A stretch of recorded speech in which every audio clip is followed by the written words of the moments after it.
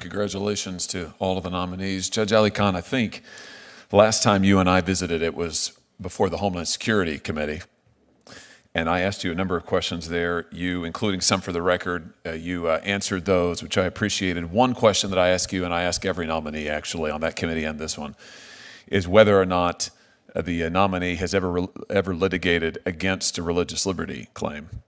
Usually the answer to that's no. In your case, you answered yes, and you listed 5 different cases over a period of years, actually, in which you have litigated against individuals or churches' religious liberty claims. So let's just talk about a few of those, if we could. Let's start with some of your work during COVID. Case you list here, Capitol Hill Baptist Church versus Bowser. Do you remember that case? Yes, Senator. You remember working on that case? Yes, Senator. This was a case involving the district's lockdown policies that shut down churches in the district. Is that correct? It concerned litigation over provision of the lockdown policies. The policies restricted all types of activity in the district. All types of activity in the district? Yes, Senator. Did it restrict mass protests in the district? Well, it restricted activities that one normally expected, including work, going to stores. It also did include these provisions that were challenged concerning churches. So it exempted unusual or unlikely activities that's in the statute, that's in the ordinance? When the mayor was enacting these orders at the outset of the pandemic, I think she was trying to be as comprehensive as she could, and the order did restrict a number of daily activities of district residents. But it exempted mass protests? I don't believe it said anything one way or another. Can you point me to the text where it exempted mass protests? I don't believe it said anything one way or another. Of course it didn't, because it didn't exempt mass protests, right? You know that. I think it was silent on the issue because I don't believe it was contemplated by the mayor's office. Ah, so you think that mass protests should be in a different category than religious observances? Is that your position? I think if there were protests on the book, then the mayor might have thought about that when she was enacting the COVID-19 restrictions. But I think she was trying to protect public health. So you think it's fine to say to religious people that they are prohibited from gathering outside, wearing a mask, socially distanced. They can't do it. But if you want to come and protest, defund the police, if you want to support that, that's fine. You can gather en masse, person to person, close up, thousands of people. That's okay. That discrimination's okay. That is your position? Senator, that is not my position. It was your position. It's what you argued. I did not write these orders. What I said. You defended it in court. And you just articulated to me what I take to be your position. What I was doing in the Capitol Hill Baptist Church was defending the mayor, my client, against a constitutional challenge to one aspect of the COVID-19 restrictions. We understood that strict scrutiny applies. How did that case go for you? We lost that case. Why? It was found that the restrictions did not meet the standard of strict scrutiny. Meaning they were unconstitutional. Meaning that they did not survive strict scrutiny, and it's a matter of public record that the District of Columbia did not appeal that decision. Why? Why were they struck down? Excuse me, Senator? Why were the restrictions that you defended struck down as discriminatory? Why were they? Because they did not satisfy. Why didn't they? The court concluded that there were restrictions that were not neutral of general applicability. Yeah. That's legalese. Why didn't they? Why didn't they on the facts? You know the facts. You were a good lawyer. Why'd you lose? We lost because applying the strict scrutiny test, the court concluded that the restrictions were not narrowly tailored to serve a compelling governmental interest. Because? Senator. Oh, come on, Judge. Don't make me do this. Do you want me to go through it for you? You lost because Mayor Bowser was going to mass protests herself personally with thousands of people celebrating them. By the way, which is fine. We have the First Amendment in the United States. I want to be clear. That is totally fine. You want to protest? Go for it. I think that's totally fine. That wasn't the problem here.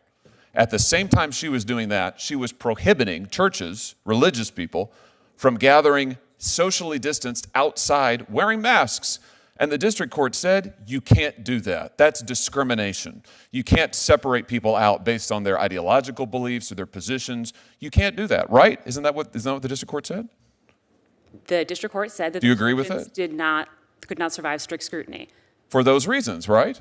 Why are you fighting me on this? I can't figure this out. I am not fighting you, Senator. So yes, you agree.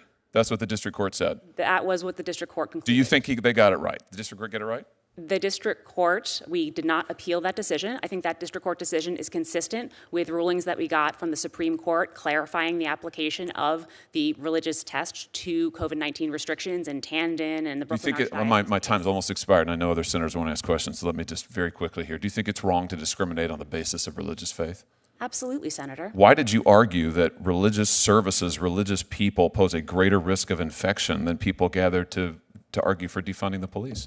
I was representing my client. The mayor and consulting epidemiologists had issued orders that she thought were going to protect public health. It was my role to defend those as a Why did you make that argument? That seems like a strange argument to me, that religious people are somehow, more infectious than folks who have other ideological positions? I don't get it. My understanding was the nature of singing and other things epidemiologists thought could transmit COVID at a higher rate. You didn't put any scientific evidence on the record for it?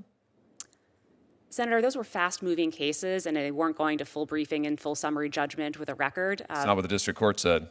The district court said that you engaged in, and your client engaged in, and you defended discrimination on the basis of religious belief, that you offered no scientific evidence for it, that you pressed these arguments over and over and over without any foundation. Frankly, I'm disappointed that you made those arguments. You can choose what arguments to make. I'm disappointed you made those arguments. I'm disappointed you persisted in defending them here today. And for that reason, among others, I will not support your nomination. Thank you, Mr. Chairman. Senator Tillis.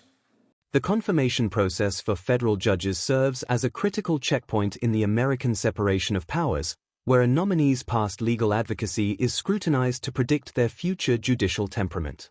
On June 7, 2023, the Senate Judiciary Committee highlights this tension during the testimony of Loren L. AliKhan. To understand the gravity of this exchange, we must analyze the specific constitutional conflict that defined her tenure as the Solicitor General for the District of Columbia, the intersection of COVID-19 emergency orders and the First Amendment right to religious assembly. At the heart of the discussion is the case Capitol Hill Baptist Church versus Bowser. In 2020, during the height of the pandemic, the District of Columbia implemented lockdown policies that restricted gatherings, including religious services.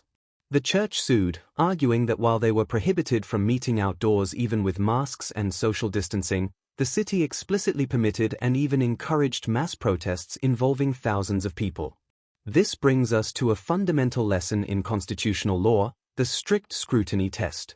For a government to infringe upon a fundamental right like religious exercise, it must prove that its action serves a compelling governmental interest and is narrowly tailored to achieve that interest using the least restrictive means possible. During the hearing, the focus shifted to the neutrality and general applicability of these laws. Under the Supreme Court's precedent, if a law targets religious activity for harsher treatment than comparable secular activity, it is not neutral and must face the highest level of judicial review. The district court ultimately ruled against the city, finding that the district could not justify why a socially distanced church service posed a greater public health risk than a mass political protest. This ruling serves as a vital educational update on the anti-discrimination principle of the First Amendment. The government cannot pick and choose which types of speech or assembly are essential based on their ideological content. The exchange between Senator Josh Hawley and Judge AliKhan delves into the role of a government litigator.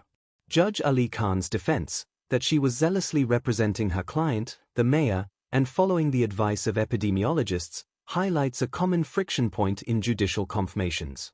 The question for the committee was whether her defense of these policies indicated a personal lack of regard for religious liberty or simply the fulfillment of her professional duty as the city's top lawyer. This distinction is crucial for understanding how the legal system functions. Every client, including a municipal government, is entitled to a legal defense, but those defenses are later used by the Senate to evaluate a nominee's judicial philosophy.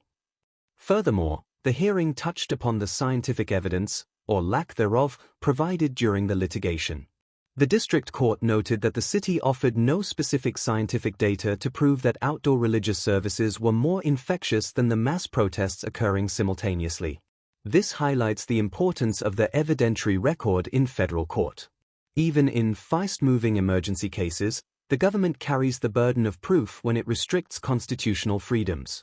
The fact that the District of Columbia chose not to appeal the loss and eventually settled the case for over $220,000 in legal fees underscores the judiciary's role as a final check on executive overreach during times of crisis. In a broader educational sense, this hearing connects to a series of Supreme Court rulings, such as Tandon v. Newsom, which clarified that the government cannot treat any comparable secular activity more favorably than religious exercise. By examining Judge AliKhan's record, the Senate was weighing the precedent of the future against the advocacy of the past. As of December 2023, Loren L was confirmed to the federal bench in a historic tie-breaking vote, but the questions raised during this hearing remain central to the ongoing national debate over the limits of government power. In summary, the scrutiny of judicial nominees provides a masterclass in how our laws are tested and refined. The clash between public health and religious freedom in the District of Columbia serves as a permanent case study in the resilience of the First Amendment. By understanding the link between a city ordinance, a district court's strict scrutiny analysis, and a Senate confirmation hearing, we see the full life cycle of American constitutional governance. Stay informed on these committee proceedings, as the judges confirmed today will be the ones interpreting our fundamental rights for decades to come.